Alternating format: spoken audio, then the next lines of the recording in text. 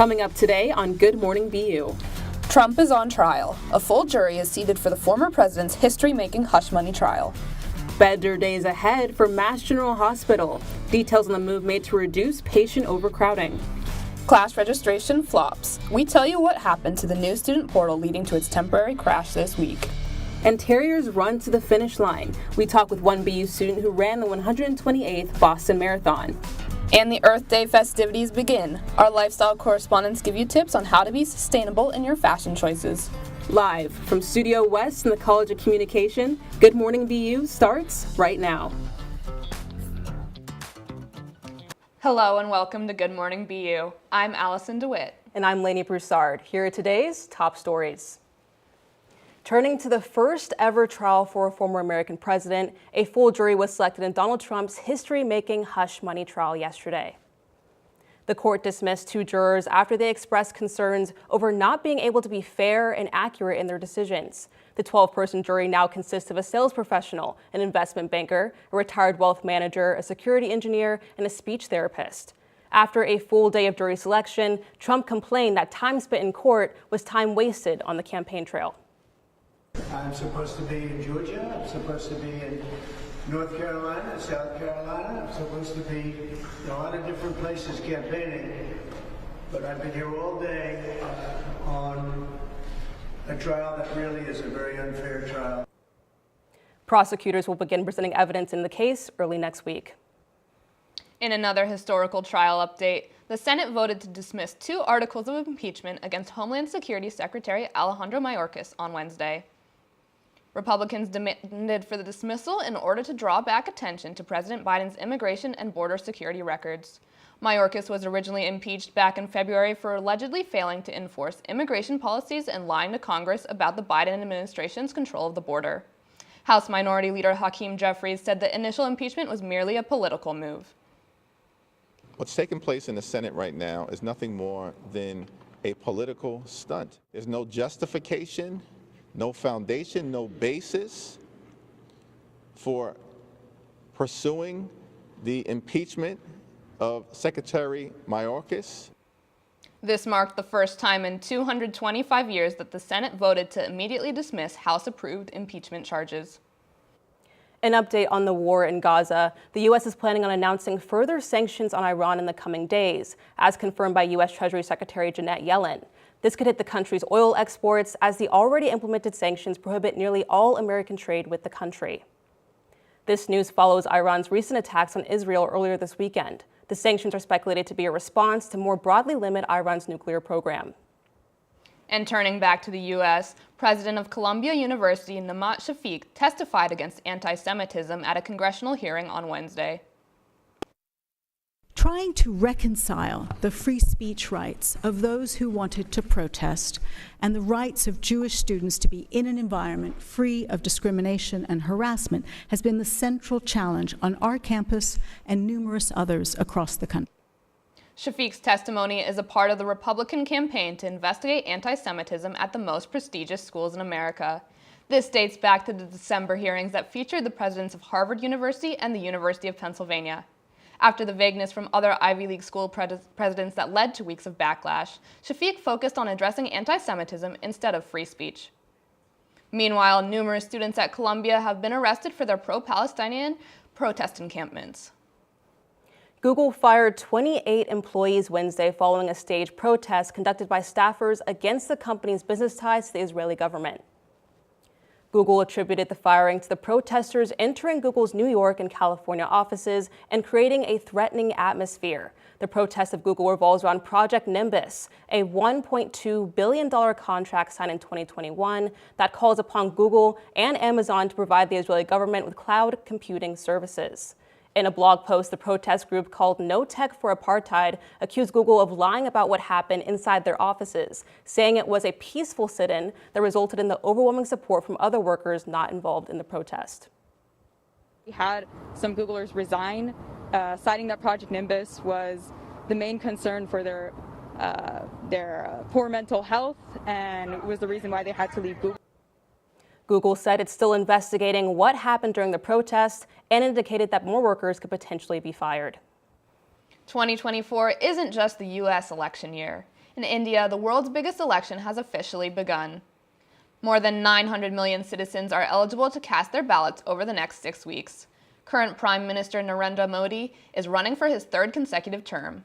One of the biggest issues is the country's economy, as India has reported alarming high unemployment rates among young people. Results are expected to be finalized on June 4th. The U.S. Justice Department has agreed to a settlement of nearly $100 million to more than 100 victims of the former USA gymnastics doctor. This payment comes as a result of the FBI's failures to properly investigate athletes' concerns regarding Larry Nassar in 2015. This settlement could bring the legal cases against Nassar to nearly $1 billion. In some unfortunate news, Uber is currently investigating the account that sent Drive Lolita Hall to the South Charleston home of 81-year-old William J. Brock, who shot her to death. On March 25th, Brock allegedly took Hall's phone, refused to let her leave, and shot her when she tried to enter her vehicle. Brock says he believed Hall was part of a scam as he received a call demanding money and citing an incarcerated relative. Brock was indicted on Monday for charges of murder, felonious assault, and kidnapping. Police say Hall's Uber trip to pick up a package at Brock's home was ordered by the same person or an accomplice who made the scam phone call to Brock. Stick around for local news, including a Karen Reed trial update and the top spots to live in Boston, right after this break.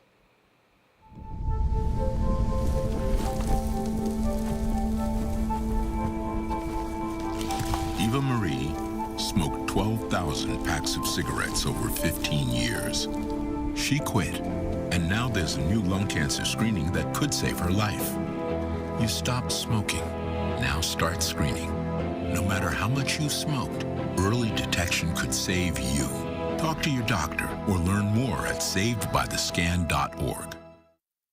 Hi, I'm Smokey Bear, and I made an assistant to help you prevent wildfires. Dude, I've got this. I've been camping since I was 5 years old. But I am a camping influencer. You know what? I'll bet you $5. Okay. Assistant Smokey, what is the best way to put out a campfire? To put out a campfire, drown with water, stir, drown again. Then make sure the fire is out cold by feeling with the back of your hand. Wait, really? I'll take the $5. Last week, Brandon met a girl on a dating app. One day after work, he finally found the courage to ask her out. No answer. He started to panic. Was he being too pushy? Maybe it was too... Hey, sorry I didn't respond. I was driving. I would love to go on a date. How does tonight sound? Brandon tried to play it cool, but inside he knew. A girl so smart, so responsible. She must be a keeper. Welcome back. The man responsible for the 2001 stabbing resulting in the death of 2 Dartmouth College professors is granted parole. James Parker appeared before the parole board on Thursday after serving his minimum 25-year sentence. His lawyer and corrections staff said he has taken steps forward in rehabilitating himself, involving himself in activities, and even completing his bachelor's and master's degree while in prison. With all this taken into account, he was granted parole by the New Hampshire State Parole Board. In continued coverage on the Karen Reed trial, 4 jurors were selected from an 88-person pool on Tuesday, and another pool was selected on Wednesday. Karen Reed is accused of killing her boyfriend, Boston police officer John O'Keefe, back in 2022. With pool selection these past few days, protests have been occurring outside of the Norfolk Superior Court. Judge Beverly Cabernet issued a buffer zone around the courthouse that is being enforced by Massachusetts State Police. Inside the courthouse, Cabernet set rules prohibit anyone from wearing anything that could disturb the peace, such as pictures or signs showing their stance. Police are also not allowed to wear their uniforms in the courtroom. If you ride a scooter around campus, listen up. There have been at least 50 lithium-ion battery fires in Massachusetts over the last 6 months, which is more than double the annual average.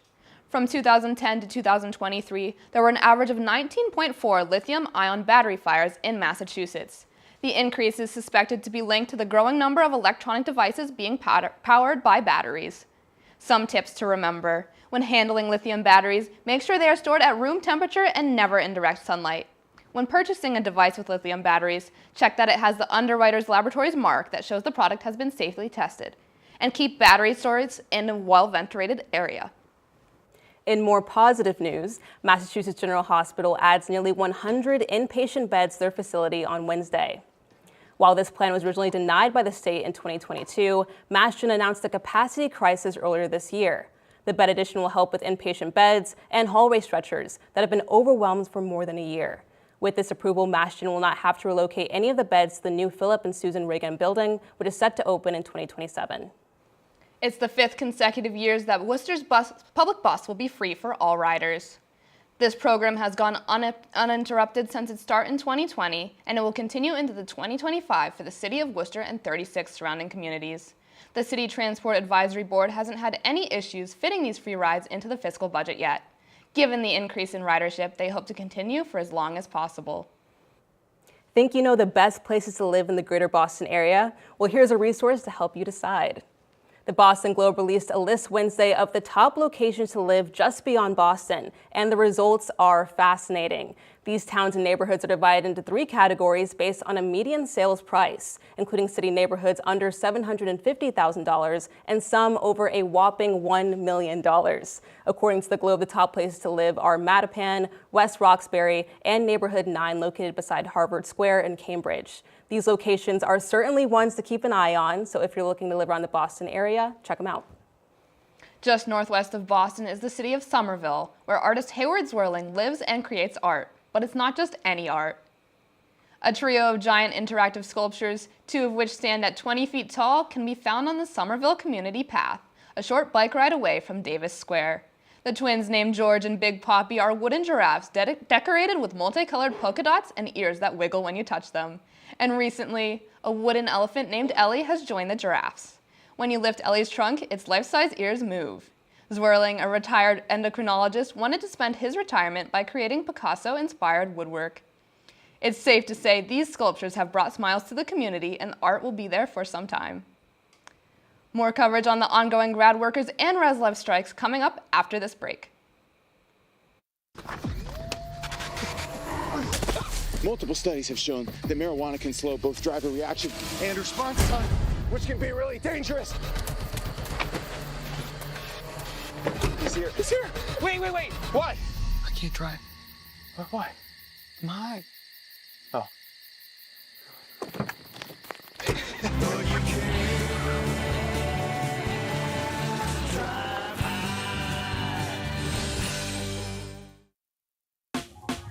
Last week, Brandon met a girl on a dating app.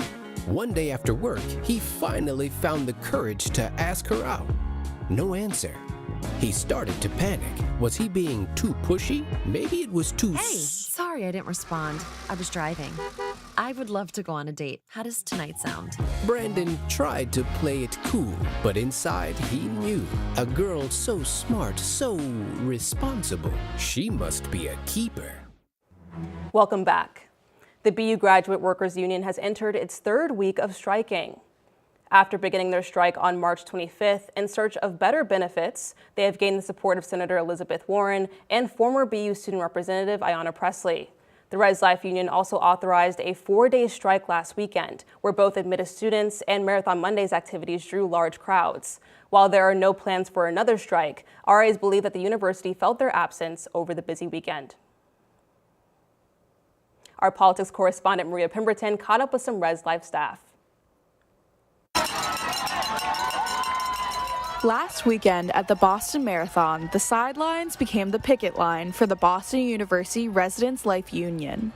The union initiated a 4-day trial strike after a series of unsuccessful bargaining sessions with university officials. Jasmine A. Richardson, a BU resident assistant, says the union decided to strike over the marathon weekend because of the increased need for resident assistance. This is our biggest time of the year, and we told BU we were very open. This is when we would be striking. This is what you can do to avert it, and they wouldn't avert it. So, we're sticking to our word, and we're striking.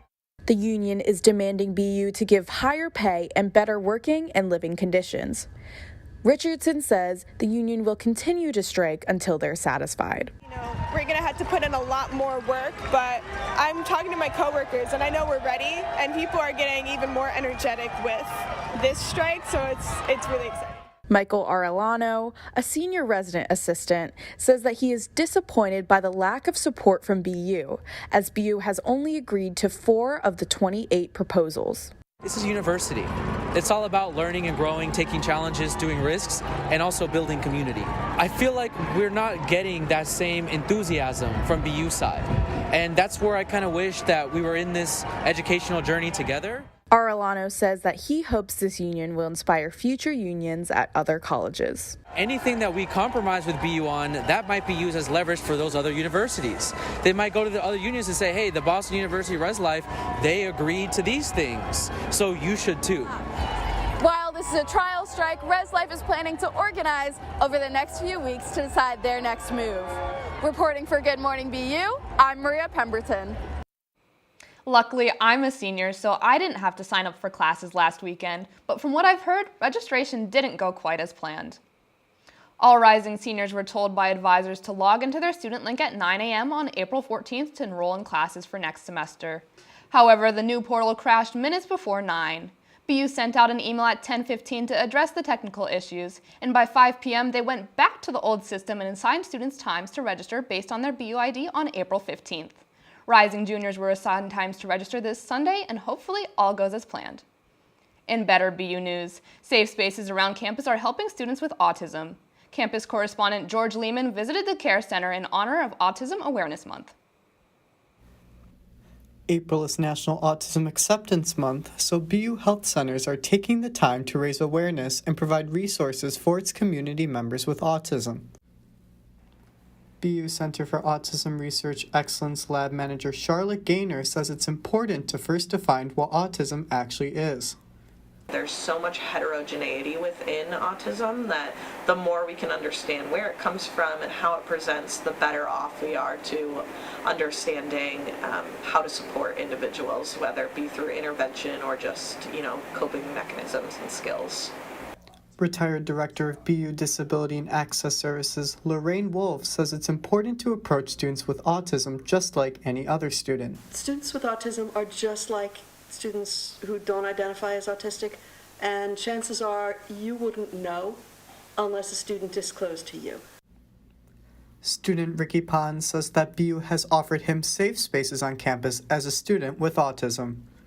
I feel like BU, for me, at least like this is my experience, has been pretty inclusive.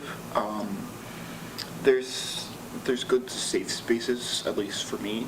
A lot of neurodivergent safe spaces overlap with a lot of queer safe spaces as well, which I benefit from. The Massachusetts Autism and Commission report says that 75,000 people have autism statewide.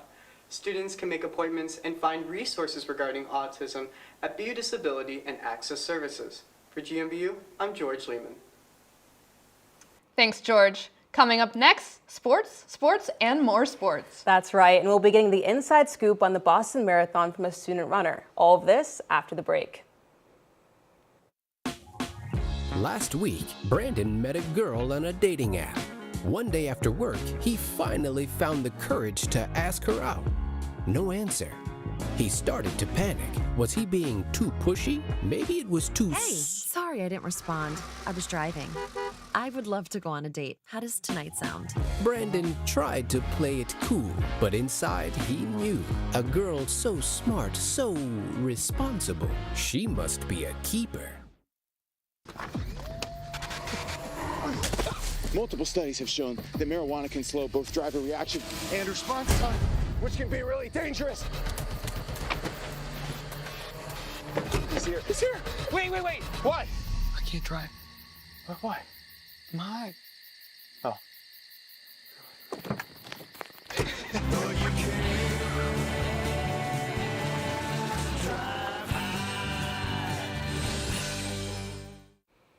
Welcome back. Basketball superstar Caitlin Clark has made headlines yet again after her outstanding senior season at the University of Iowa, but this time not for the best reason.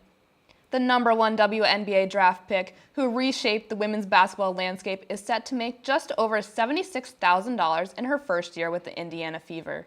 This is pennies compared to the $12 million that the NBA's #1 pick last year made in his first year. This event has shined more light on the ongoing battle for equitable pay. But for all of our women's basketball fans, don't fret. While she might not be making much on the court, Clark will reportedly be rolling in more than $20 million thanks to a massive shoe deal with Nike. On Wednesday, the NBA announced that they will be banning Toronto Raptors power forward Jonte Porter for gambling violations. The investigation in late March found that Porter was providing confidential information to sports bettors to rig the system. The investigation started once the league recognized a gambling pattern surrounding Porter's health status and a series of bettors' consistently precise wagers. Porter himself even wagered on the loss of his own team.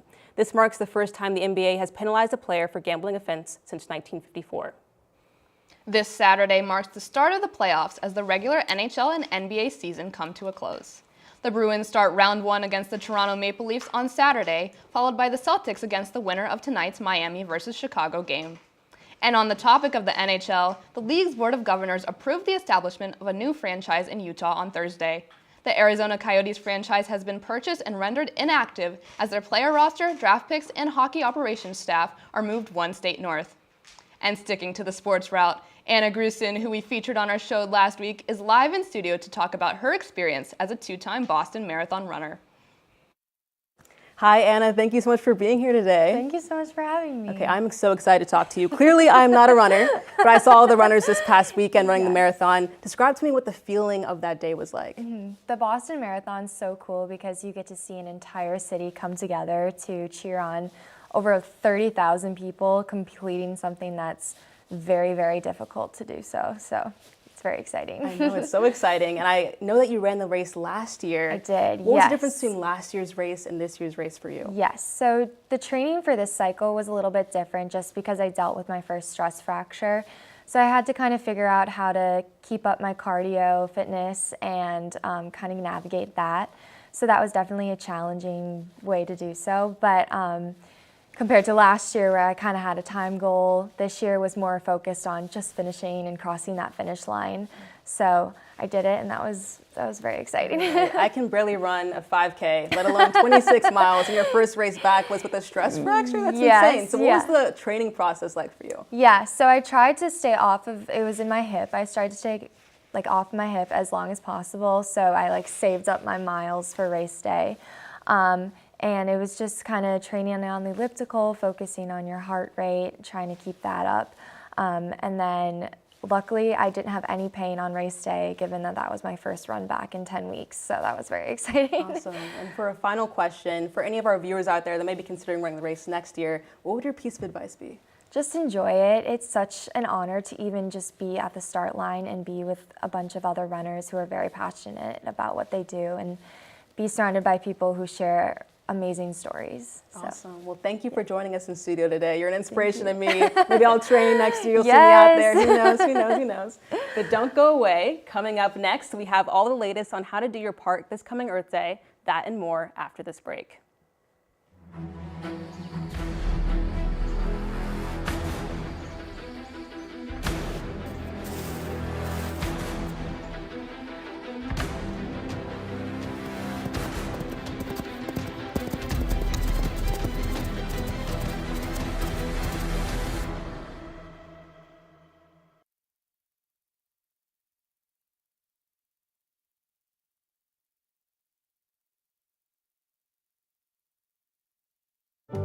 My biggest fear in the middle of my addiction was that I would never be able to get over it and that my kids wouldn't have a father. I started thinking, you know what? This isn't my story. For the longest time, fear held me back from ultimately being who I wanted to. I had to become a better man to be a better father. It's important to me that my kids are empowered and truly believe that if they can think it, they can do it.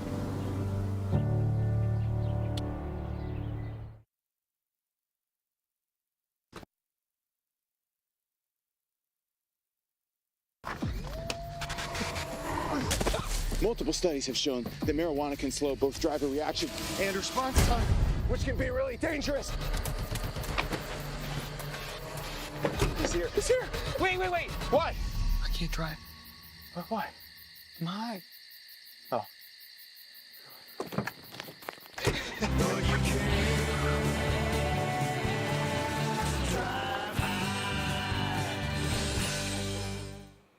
Welcome back. The COM DEI committee is hosting a food drive for the BU Food Pantry, which helps students facing food insecurity.